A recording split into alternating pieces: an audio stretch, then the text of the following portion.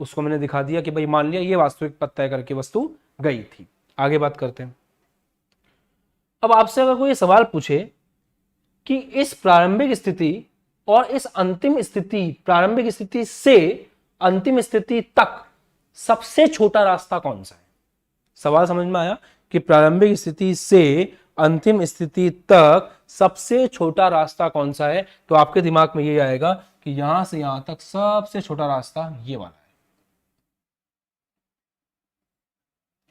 इसमें तो कोई शक नहीं है कि प्रारंभिक स्थिति से अंतिम स्थिति तक सबसे छोटा रास्ता ये वाला है।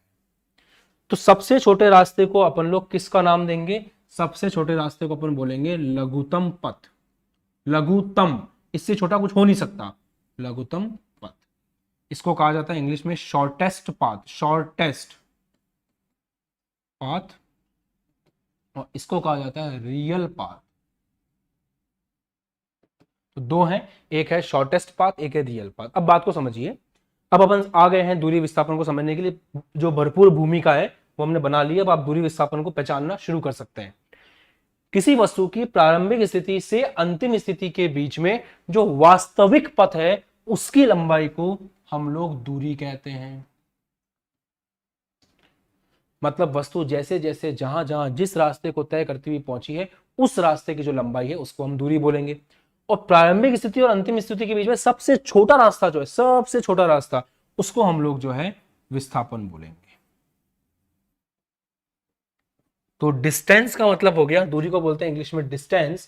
तो डिस्टेंस का मतलब हो गया लेंथ ऑफ एक्चुअल पाथ, मतलब वास्तविक पथ की लंबाई। और जो आपका विस्थापन है जिसको हम लोग इंग्लिश में डिस्प्लेसमेंट बोलते हैं, उसका मतलब है प्रारंभिक स्थिति और अंतिम स्थिति के बीच में सबसे छोटा रास्ता। आ गया समझ में? यहां तक कोई दिक्कत नहीं है? वेरी गुड मधुकर, बढ़िया। डिस्टेंस वास्तविक पथ की लंबाई और डिस्प्लेसमेंट जो है वो आपका हो गया लघुत्तम पथ की लंबाई।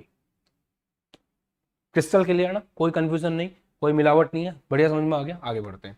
अब इसको लेकर के कोई स्पेशल पॉइंट डिस्कस करेंगे और स्पेशल पॉइंट्स के अंदर डिस्टेंस डिस्प्लेसमेंट के बारे में सारी बातें आ जाएंगी।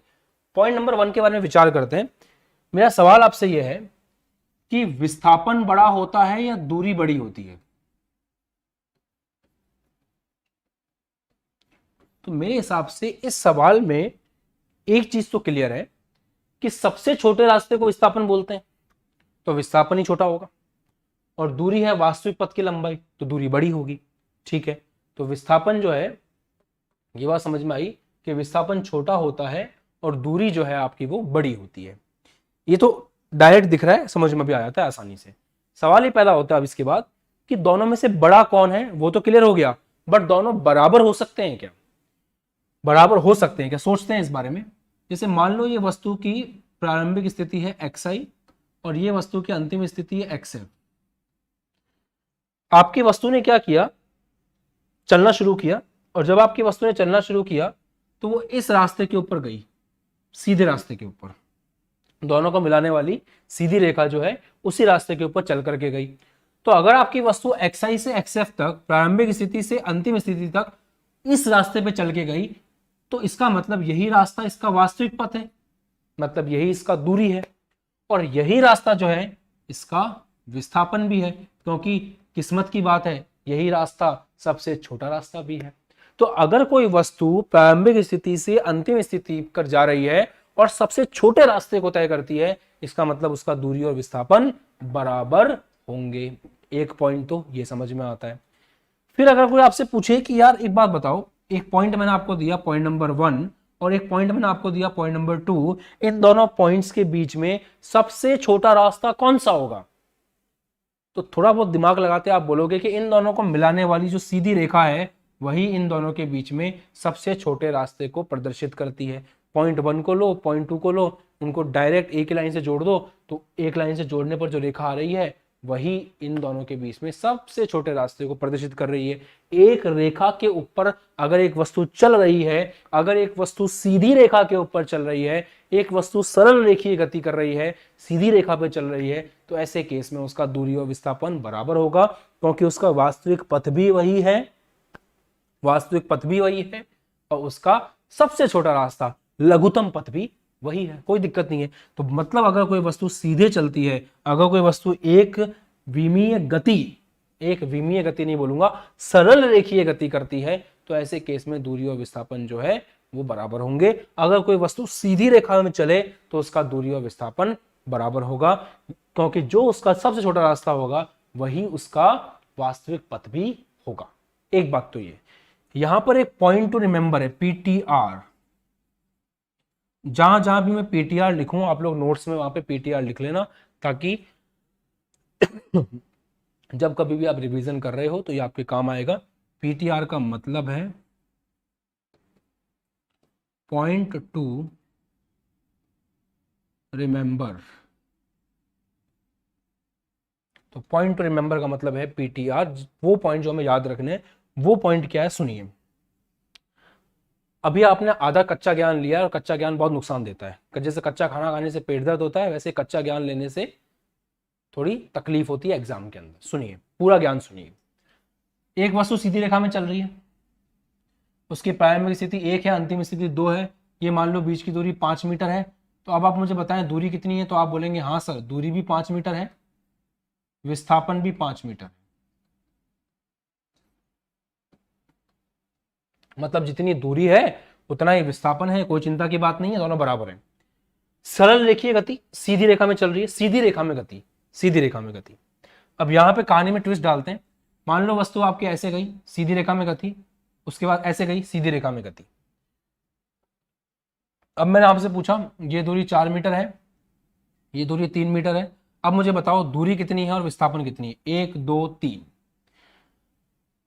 अब इस केस में जब आप डिस्कस करेंगे तो थोड़ा दिमाग आपको अलग तरह से लगाना पड़ेगा। सबसे पहले चेक करते हैं इस केस में दूरी कितनी होगी। तो जब आप इस केस में दूरी चेक करने जाओगे, तो इस केस में दूरी चेक करने में क्या होगा? दूरी चेक करने का एक सिंपल तरीका बताता हूं मैं आपको। दूरी चेक करने का सबसे बेहतरीन तरीका है वस्तु के साथ साथ जाइए। अगर आप वस्तु के बिल्कुल साथ साथ साथ साथ साथ साथ जाओगे तो आप दूरी निकाल पाओगे। चलते हैं, 1 से 2 तक गए, वस्तु ने कितना तय किया? 4 मीटर। प्लस आप 2 से 3 तक गए, वस्तु ने कितना तय किया? 3 मीटर। तो 4 मीटर प्लस 3 मीटर कितने मीटर आ गया? 7 मीटर आ गया। इसका मतलब यह हो गया कि वस्तु ने जो दूरी तय करी है वो कितनी है? 7 मीटर है। तो दूरी के लिए मैंने आपको जो ट्रिक बताई वो क्या है? वस्तु के साथ साथ जाना चाहिए।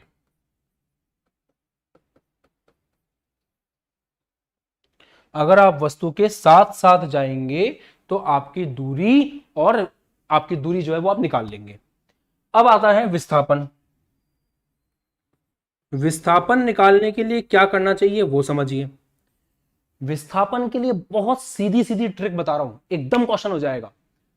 प्रारंभिक स्थिति को पकड़ो, अंतिम स्थिति को पकड़ो, सबसे छोटा रास्ता देख लो। तो प्रारंभिक स्थिति मतलब ही नहीं है वो कहां से चल के कहां से घूम के पहुंचा, कोई मतलब नहीं है। केवल प्रारंभिक स्थिति को पकड़ना है, अंतिम स्थिति को पकड़ना है, सबसे छोटा रास्ता चेक कर लेना है। तो प्रारंभिक स्थिति देखो, इसमें क्या करना है? विस्थापन के लिए xi तथा xf को पकड़ो, सिंपल। तो अगर इस केस में मैं xi और xf को पकड़ना चाहूं तो वस्तु ने यहां से चलना शुरू किया है और खत्म कहां पे किया है? यहां पे किया है।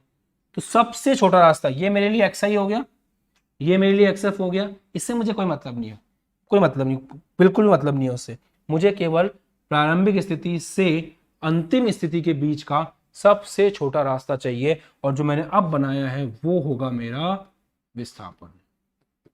कि यहां से यहां तक का सबसे छोटा रास्ता डायरेक्ट निकाल सकते हो आप। आ रहा समझ में? अब डिस्प्लेसमेंट कैसे निकालेंगे ये आपको चाहिए। ये मान लीजिए आपको ये लेंथ चाहिए, तो आपको पता है पाइथागोरस प्रमेय से इसका स्क्वायर प्लस ये कर्ण हो गया ना आपका, ये कर्ण हो गया। तो कर्ण का स्क्वायर बराबर आधार का स्क्वायर, लंब का स्क्वायर, तामझाम लगाओ, कर लो सॉल्व। तो ये आ जाएगा 4 स्क्वायर प्लस 3 स्क्वायर, ये आ गया √16 प्लस 9, तो ये आ गया √25 बराबर सॉल्व कर लोगे आंसर आ जाएगा 5। मतलब विस्थापन कितना है आपका? 5 मीटर है। 2 बातें सीखी। पहली बात तो इस क्वेश्चन से ये समझ में आया कि दूरी निकालने के लिए डायरेक्ट ट्रिक कौन सी है, विस्थापन निकालने के लिए डायरेक्ट ट्रिक कौन सी है। ये बात समझ करके बहुत मजा आया। दूसरी बात समझने में कौन सी आसान लगी, दूसरी बात ये समझ में आई कि यार